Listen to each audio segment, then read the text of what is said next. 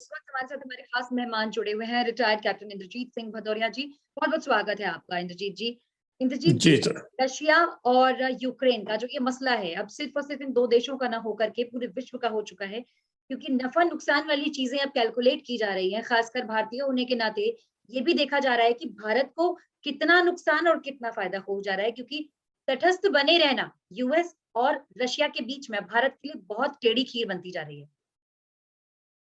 नहीं, बिल्कुल इसका असर तो सभी पर, पूरे वर्ल्ड पे ही पड़ेगा, क्योंकि जो इससे इकोनॉमी की जो है ना बहुत ही डाउन होगी और बिल्कुल। सभी देशों पे असर पड़ेगा। तो भारत, इसका असर भारत पे भी रहेगा। जी। मगर सोचने वाली बात यहाँ पर ये है कि रूस की जो तैयारियां हैं वो कोई छोटी पूरी तैयारियां नहीं है।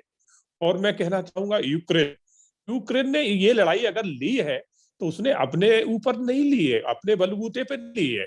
वो जानता था कि हम रूस के साथ नहीं टकरा सकते। बिल्कुल। उसकी सैन्य शक्ति इतनी है, बिल्कुल नहीं उसकी इतनी सैन्य शक्ति। मगर उसे भरोसा था कि उसके साथ नाटो के देश और इंग्लैंड, अमेरिका जो उससे बार बार कह रहे थे कि हम आपके साथ हैं, तो उसे पूरा भरोसा था कि ये सारी सेनाएं, ये देश हमारे साथ आएंगे। तो इसलिए उसने जो है ना इतनी हिमाकत दिखाई। नहीं तो उसकी क्या मजाल थी जो वो रूस के सामने टकराता, क्योंकि रूस आज के समय में बहुत बड़ी शक्ति है। रूस कोई छोटी बड़ी शक्ति नहीं है। तो रूस की इस शक्ति को देखते ही तो अमेरिका, इंग्लैंड अन्य प्रतिबंध तो लगा रहे हैं, उस पर आर्थिक प्रतिबंध तो लगाने को तैयार है और लगा भी जी। रहे हैं, मगर सामने की लड़ाई नहीं लड़ रहे हैं। क्योंकि बिल्कुल। उन्हें मालूम है अगर नाटो की सेना आती है, यूएसए भी यहाँ आता है, तो लड़ाई फिर ये लंबी चलेगी।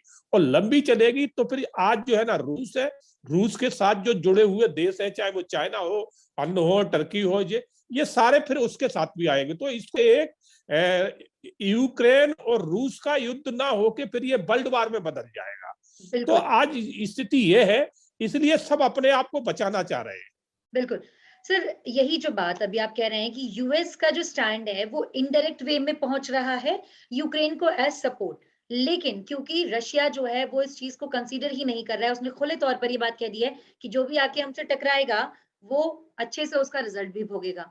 ये बहुत फैक्ट है। लेकिन इस तरह से चीजें हो रही हैं, जैसे भारत ने बात करी वहां के राष्ट्रपति से, कोशिश करी मनाने की कि नेटो के साथ जो भी उनके मनमुटाव है उनको बातचीत से सुलझाया जा सकता है, या यूक्रेन पर हमले को लेकर के अगर आप चाहते हैं कि वो कुछ अचीव कर ले लाइक रूस, लेकिन अगर हम उसको कुछ अचीव करना चाहते हैं तो वो बातचीत के तौर पे ही सुलझाया जा सकता है।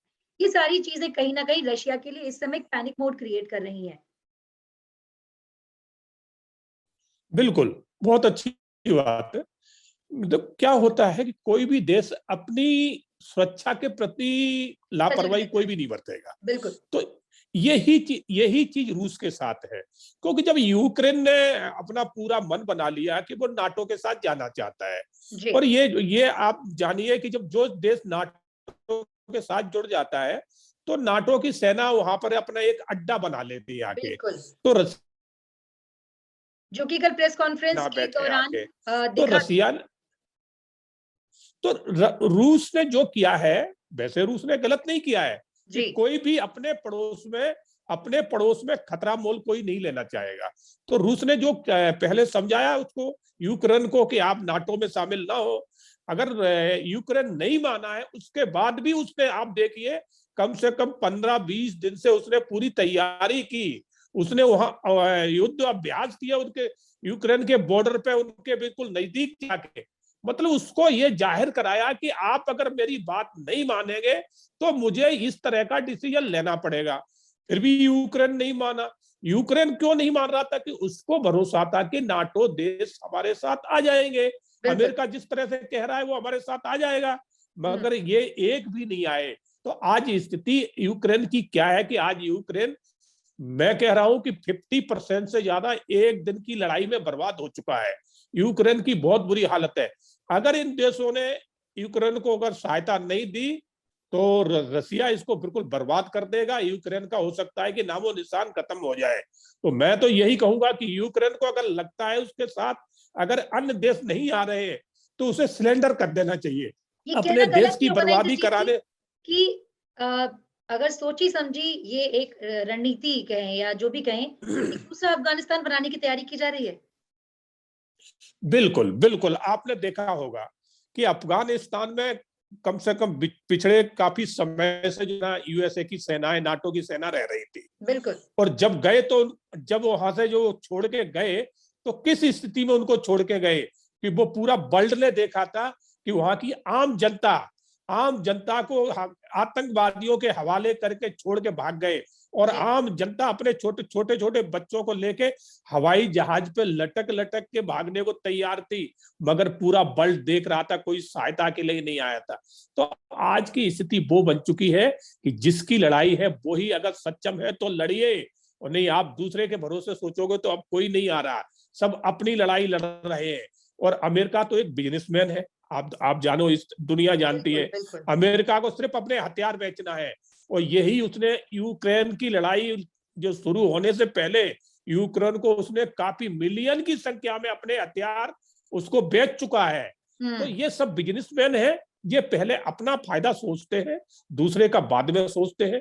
वही आज यूक्रेन के साथ हुआ है। आज यूक्रेन की अगर ये स्थिति है तो इन देशों की वजह से है, और यूक्रेन इनकी बातों में आ गया, इसलिए उसने अपने आप को बर्बाद कर लिया। और ये मैं तो कह रहा भारत हूं की कि बात की यूक्रेन जाए इंद्रजीत जी, भारत इस समय ऐसे मझधार पे खड़ा हुआ है, जहाँ से ना वो पार जा सकता है, ना खड़ा ही रह सकता है, बिल्कुल चुप होकर के। इस समय भी भारत के लिए कुछ भी कूटनीतिक निर्णय लेना सबसे ज़्यादा ज़रूरी है। आपके हिसाब से भारत का क्या स्टैंड होना चाहिए? बिल्कुल, बहुत अच्छी बात है। भारत क्या है कि भारत के संबंध रूस से भी बहुत पुराने संबंध हैं। बिल्कुल, रूस से रूस से आज के संबंध हमारे नहीं है, हमारे बहुत पुराने। जब हमारे साथ कोई नहीं था उस टाइम हमारे साथ रूस खड़ा रूस था, था। बिल्कुल, जब हम बिल्कुल। जब चाइना से युद्ध हुआ था उस टाइम भी रूस था, पाकिस्तान से जो हमारा जो हुआ उस टाइम भी रूस था, और आज दिन तक रूस है। जब S-4 मिसाइल हमें दी गई है, उसके ऊपर अमेरिका ने सबने प्रतिबंध लगाने की सोचा, मगर फिर भी उसने हमें दी। तो जी, मैं ये इसको उसको डिनाई नहीं कर सकते हैं, क्योंकि हमारा सबसे पुराना साथी और भरोसेमंद साथी है। मगर बिल्कुल। कुछ समय से अमेरिका से भी हमारे संबंध बहुत अच्छे जुड़े हैं। जिस तरह से हमारे माननीय प्रधानमंत्री मोदी जी ने अंतर्राष्ट्रीय लेवल में एक अपनी छाप बनाई, अपनी जगह बनाई है, तो उससे क्या है, इनके हर देश से बहुत अच्छे संबंध बने। तो ये कहना ये थोड़ा हटके होगा कि ना तो हम यूएस के साथ खड़े हो सकते हैं, और ना ही हम रसिया के साथ खुल के जा सकते हैं, क्योंकि इस टाइम मित्रता दोनों जगह है। और जी, दोनों से ही हिंदुस्तान को, दोनों ही जगह से हिंदुस्तान को बहुत फर्क पड़ जाएगा। तो इसलिए हिंदुस्तान अभी ये बात के मूड में है। वो पहले स्थिति को भाप रहा है और समझाने की कोशिश कर रहा है। रूस को भी समझा रहा है, और यूएसए से भी चर्चा चल रही है जी, माननीय जी, अगर प्रधानमंत्री आकलन की। किया जाए, किसके साथ जाएँ, किसके साथ ना जाएँ, मतलब किसे रूठने दें और किसको मनाएँ? भारत क्या स्टैंड ले सकता है? क्या लगता है आपको एक विशेषज्ञ के तौर पे? क्योंकि सबसे बड़ी बात नहीं, है रक्षा नीति को अगर देखा जाए, इकोनॉमी को देखा जाए, फाइनेंशियल सारे एक्सपोज़र्स को देखा जाए, तो उस हिसाब से भारत को किसका साथ देना फ्यूचर पर्सपेक्टिव से, भविष्य के हिसाब से ज़्यादा बेहतर डिसीज़न होगा? क्या है, अगर ये सोचा जाए कि हमारा सबसे पुराना मित्र रूस है, तो भारत को रूस के साथ जाना चाहिए। जी, और अगर आज के समय से सोचा जाए, आज न्यू भारत के हिसाब से सोचा जाए, तो फिर हमें अन्य देशों के साथ जाना चाहिए, क्योंकि एक तरफ देश की सबसे बड़ी अन्य शक्तियां हैं, जो महान शक्तियां हैं, जो अमेरिका है, इंग्लैंड है, जर्मन है, ये सब एक तरफ है। तो जी, अगर हम इनसे अलग होते तो भी हमें बहुत बहुत बड़ी आर्थिक नुकसान हानि उठाने होगी, पड़ेंगे। तो बिल्कुल। ये सब चीजें देख के हमें आज के समय के हिसाब से चलना चाहिए। ठीक है, रूस भी हमारा अच्छा मित्र है, हम उसके खिलाफ भी नहीं जा सकते, मगर हम अपना भविष्य भी देखना पड़ेगा, हमें अपना फ्यूचर भी देखना पड़ेगा कि आगे हमें चल के किन लोगों के साथ रह के हम अपने देश को आगे बढ़ा सकते हैं। तो माननीय प्रधानमंत्री मोदी जी यही सब चीजों पे विचार कर रहे हैं, और वो जो भी डिसीजन लेंगे बहुत सोच विचार के लेंगे। अभी वो जल्दबाजी में कोई डिसीजन लेने वाले नहीं है, क्योंकि चर्चा उनकी रूस से भी हुई है, कल भी हुई है रूस से, और इधर यूएसए से भी चल रही है, जो बाइडन से। तो चर्चा हमारी सबसे चल रही है, मगर हम दोनों ही स्थितियों को ध्यान में रख के चर्चा कर रहे हैं। सोच कहीं न पहले कहीं यही है एक कि दबाव किस बनाने की कोशिश कर रहे हैं रूस के ऊपर कि वो युद्ध समाप्त कर दे। पर क्या लगता है ये युद्ध आसानी से खत्म होने वाला है? और अगर चलेगा तो कितना लंबा चल सकता है? और यूक्रेन को तो खैर नुकसान झेलना ही झेलना है, ये सबको पता है, विश्व विज्ञत है। लेकिन रशिया को क्या कुछ झेलना पड़ सकता है, ये बड़ा सवाल उठता है, क्योंकि डिसीजन रशिया ने लिया युद्ध करने का, अपनी सुरक्षा के चलते हालांकि। नहीं, बिल्कुल। रसिया, अगर यूक्रेन और रसिया का ही युद्ध चलता है तो जी, रसिया को ज्यादा नुकसान नहीं होगा। थोड़ा बहुत नुकसान तो सभी को होता है जब युद्ध होता है। तो यूक्रेन को युद्ध ज्यादा, इसको युद्ध में यूक्रेन को बिल्कुल बर्बाद होना पड़ेगा और ज्यादा लंबा युद्ध भी नहीं चलेगा। मैं यही कहूंगा कि ये 2-4 दिन में यूक्रेन को ऊपर बिल्कुल पूर्ण रूप से कब्जा कर लेगा।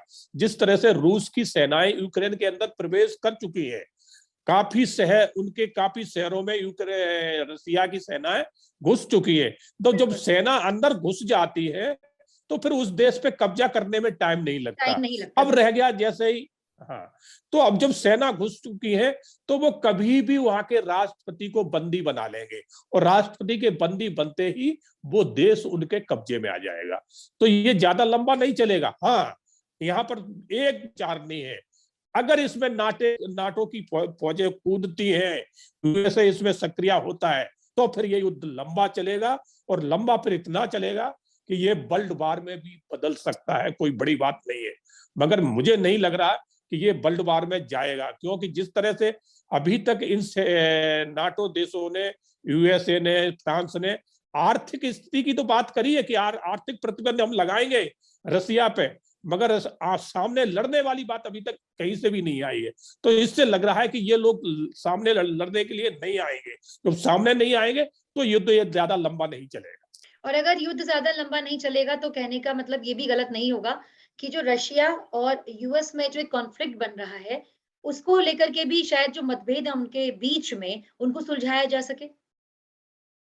नहीं, ये क्या है, दोनों ही महाशक्तियां हैं और दोनों बिल्कुल, में ही अपने आप को पावरफुल बनने वाली बात है। तो रसिया भी अपने आप को कम नहीं मानता और यूएस तो खैर कम है अमेरिका ही है। नहीं। अमेरिका तो है ही नहीं, वो तो हर जगह बिल्कुल, अपनी दादागिरी दिखाने जाता है। जहां जी, भी देखो हर जगह उसने दिखाई है, मगर सबसे पहले वो अपना बिजनेस, अपना फायदा जरूर देखता है। तो ये इसलिए रूस और यूएसए के बीच में जो बात बिगड़ चुकी है, वो शायद मेरा ख्याल अब नहीं जो है ना, आप इसको कितना भी समझा लें कि ये नहीं मानेगी, क्योंकि पड़ोस में उसके चाइना है और चाइना भी उससे उसी ताकत में है। आज चाइना भी बहुत बड़ा ताकत है, इकोनॉमी चाइना की सबसे आगे निकल चुकी है। तो चाइना अपने आप को कमजोर नहीं समझता, तो चाइना रूस के साथ खड़ा हुआ है। इसलिए ये बिल्कुल ही अमेरिका के दबाव में नहीं आएंगे और ना ही अमेरिका के आगे ये लोग झुकेंगे। ये अगर युद्ध विराम ये मानते भी है तो ये अपनी शर्तों पे मानेंगे, ये अमेरिका की शर्तें नहीं मानेंगे। इंद्रजीत जी, भारत को लेकर सबसे बड़ा चिंता का विषय ये है कि अब ये युद्ध समाप्त भी हो जाए। परिस्थिति बद से बदतर तो खैर ना जाए, हम सब यही दुआ करते हैं। लेकिन भारत इस युद्ध के बाद जो संबंध बनेंगे सारे देशों के साथ में, खासकर रूस और यूएस की अगर बात करें, कैसे संभालेगा, कैसे सहेजेगा? क्योंकि दोनों ही देशों को वो नाराज भी नहीं कर सकता और इस परिस्थिति में दोनों के साथ अच्छे संबंध बने रहे, ये भी बहुत मुश्किल घड़ी है। बिल्कुल, आपने देखा होगा कि कल ही माननीय प्रधानमंत्री जी ने रूस जी, के राष्ट्रपति से चर्चा भी करी है और काफी लंबी चर्चा चली है। और बिल्कुल, इधर जो है ना, अमेरिका जो बाइडेन से भी चर्चा हो रही है। तो भारत नहीं चाह रहा है कि हमारे संबंध कहीं से किसी से भी बिगड़े, और बिल्कुल। भारत ऐसा करेगा भी नहीं, क्योंकि भारत को आज का अपना नया भारत देखना है, अपना फ्यूचर देखना है। तो और देखा होगा कि अभी ज्यादा नहीं, ये युद्ध होने से 1 महीना पहले रूस के राष्ट्रपति भारत में आए थे और स्पेशली इसी बात को लेके आए थे। और हमारे प्रधानमंत्री से काफी चर्चा हुई इस पे। तो कहीं ना कहीं रूस भी जानता है कि भारत आज बहुत बड़ी शक्ति है, जो वर्ल्ड में एक शक्ति बन के उभरा है। तो जी, रूस भी कभी भारत से अब अलग नहीं होना चाहेगा और ना ही अमेरिका होना चाहेगा, मगर भारत इसमें बिल्कुल बीच की एक भूमिका निभाएगा। कोशिश यही कर रहा है भारत। आज हमारे प्रधानमंत्री, हमारा पूरा विदेश मंत्री सब लगे हुए हैं कि इस बिल्कुल। युद्ध को जल्दी से जल्दी खत्म किया जाए और जो ये एक अचानक ये इस तरह की जो स्थिति बनी है, इससे कैसे निपटा जाए, इस पे विचार चल रहा है। कहने के लिए आ रहा है कि रशिया के साथ चीन खड़ा है, लेकिन अभी दोनों ही देशों के साथ खुलकर किसी भी देश का एक कहना चाहिए मुखर तौर पर सपोर्ट नहीं आया है। तो ऐसे में क्या माना जाए कि जो बाकी देश हैं वो खुलकर सामने नहीं आ रहे, इसके पीछे की वजह? पीछे की वजह यही है, सब सामने की लड़ाई कोई नहीं लड़ना चाहते हैं। आर्थिक की बात तो सब करते हैं कि आर्थिक प्रतिबंध इन पर लगा दिए जाए, और लगाए भी गए।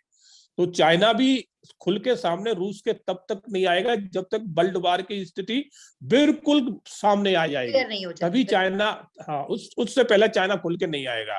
तो और ये चाइना तभी आएगा जब नाटो की सेना आके इधर आ जाएगी, क्योंकि फिर उसमें एक कारण और बन जाता है कि जब नाटो की सेना रूस तक आ जाएगी तो रूस से चाइना लगा हुआ है, तो चाइना को फिर अपनी स्थिति देखना है कि जब नाटो की सेना यहाँ आ जाएगी तो अब चाइना में आने का टाइम नहीं लगेगा, लेकिन इससे इसलिए भी उसकी ब्रिटेन मजबूर। का रुख इंद्रजीत जी थोड़ा तल्ख दिखा है रशिया के प्रति।